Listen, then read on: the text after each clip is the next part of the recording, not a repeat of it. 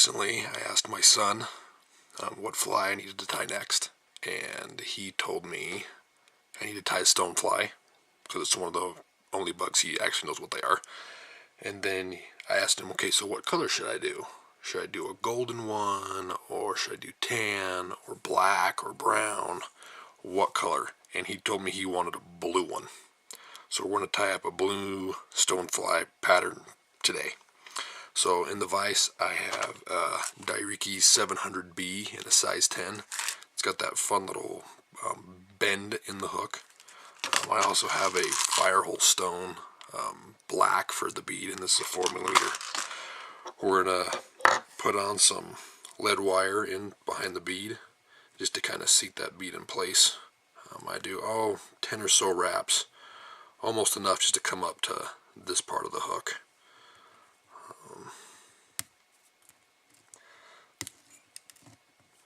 So I usually tie it up to about there, and then I'll use my crappy scissors and come in and trim off the rest of it so it's nice and flush. Then we'll just take some black thread and tie it in right behind the wire, or the wire there, with a little bit of a base so that wire's not going to move on us. Trim off the rest of our thread. Then we're just going to work our thread all the way to the very back. Oops.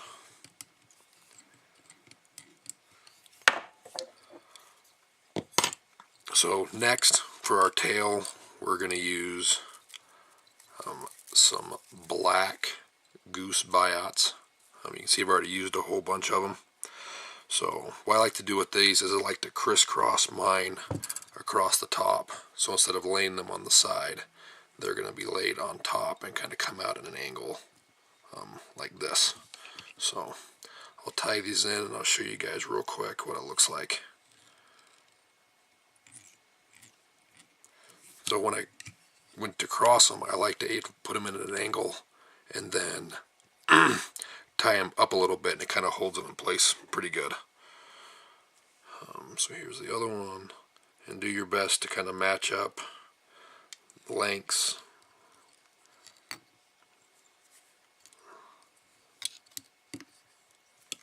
There. Oop, that one moved on me a little bit.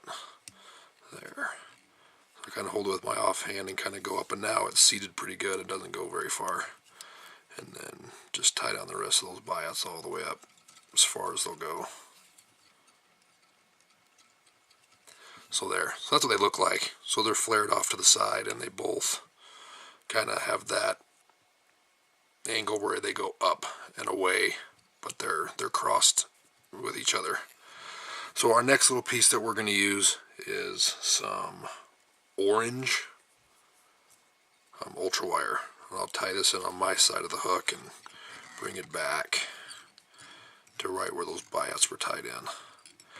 Then for the body of the fly, I was going around trying to find some fun blue, bright blue dubbing, and I got some of this solar flare in the sapphire color from Snake River Fly. So you have to leave yourself quite a bit of room because this is just really long and stringy. I mean, this stuff's got to be 4 or 5 inches long, 3 to 4 inches long.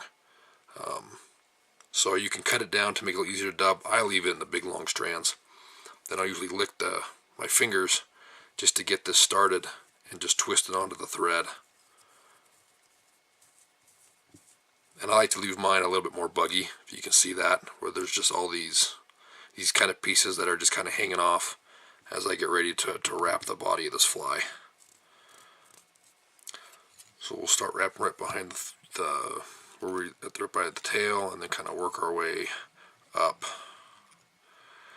making wraps, a little bit of a taper here, not much, until we get right behind this bead, and then we'll just tie it off.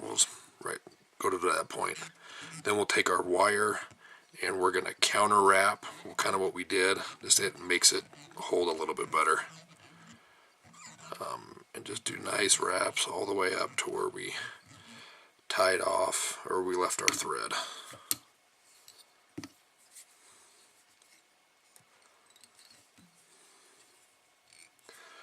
Then we'll come that back in with our busted scissors. I don't know if you can see those on my scissors, but those are supposed to be straight, but for whatever reason they got bent at some point while I've used them. So they are used to cut off the little fine parts of wire now. So now at this point, what we're going to end up doing is take some thin skin in black, and we're going to cut off a little piece. I usually like to go about a width of the bead, so whatever the width of that 4mm bead is, and we'll try to get as close as we can to that one, and we'll cut off a nice little strip here. So you can see I'm in the ballpark. That's usually pretty good. So this is what we're going to use for our wing case. Goodness gracious, there we go. So we'll tie that in kind of right behind where the bead is, and we'll lay it so it stays right on top. And there we go. And go up and just tie it down right to where we tied off our wire at, and we'll leave this spot open. So what we're going to do here is we're going to grab more of our solar flare in blue, and we're going to add some more dubbing to the front.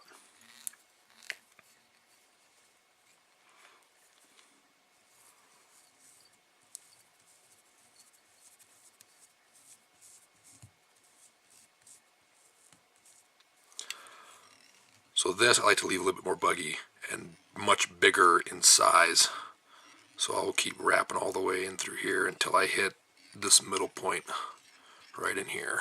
So now that I've got this taken care of and I'm right here almost in the middle of the spot, we're going to add in our front set of legs. And what we're going to use for this one is some round black rubber legs. Add a little bit of stuff on it. So I'm going to fold it in half, and I'm going to tie it in on one side, and then I'll rotate the legs to the other one, to the other side. So I just do two relatively loose wraps, and then I'll just rotate this one over and seat it where I want it. Length really doesn't make a huge difference here, just because we're going to trim them anyways. So I've got that little spot done right there, and then I'm just going to grab a few more little strands of what we have here. Not a whole lot. I mean, that's just very little compared to what we've been using before to dub this stuff on there.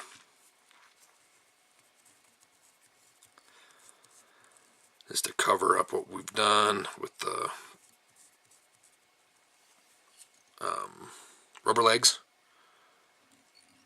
And just like that, and then we'll pop the front over and finish off right behind the bead. And then what we'll end up doing is fold this back, or fold the thin skin over to have that wing case, and then tie it down right behind the bead. I'm using a Vivas 10-aught thread, which I really like, so I can muscle it a little bit until I break it, which I just did. Figures. But you can use a pretty good muscle to it and seat that right behind the bead. But since I seated it so well, it's kind of stayed where it was. So I'm going to cut off my thread, and I'm going to add my last little bit of what I like to do. So we're going to pick this up and be pretty gentle with it and trim off our thin skin pretty good right behind the bead as best we can. Because what we're going to end up doing is we're going to end up creating a little head to match our rib of orange.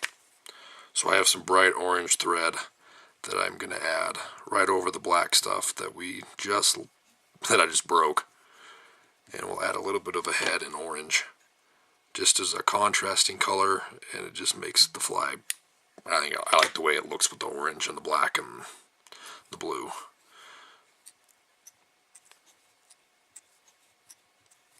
So there we go.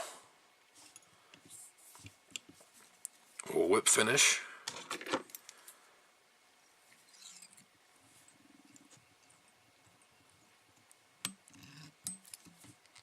And there's that. Let our last little bit of loom fluorescent fly finish to the top. of the fly. Kind of let it sink in, and then we'll do some here along the sides and the bottom. We're going to let it sit there for a few minutes and soak in. So what we'll do now is we'll trim off our legs. So I like to pull all of our legs straight up in the air like this, and then we'll trim these to the length that I like. So there, I like the way those look. Those are almost about the length of the fly, front to back. Now with that done, we can come in with our light and we can hit our UV finish, cure that up real fast, and then we are basically finished. So what we're going to do now is we'll come in with our scissors, and there's all these really long pieces of solar flash hanging off. We're just going to come in and make those much shorter. Not take them all the way down to where they're flush with the rest of the body, but just down enough to, there's one piece right there, that they're a little scruffy, but not super long. So there we have it. There's our blue, our electric blue stonefly, courtesy of my son. So there we have it. Thanks for watching.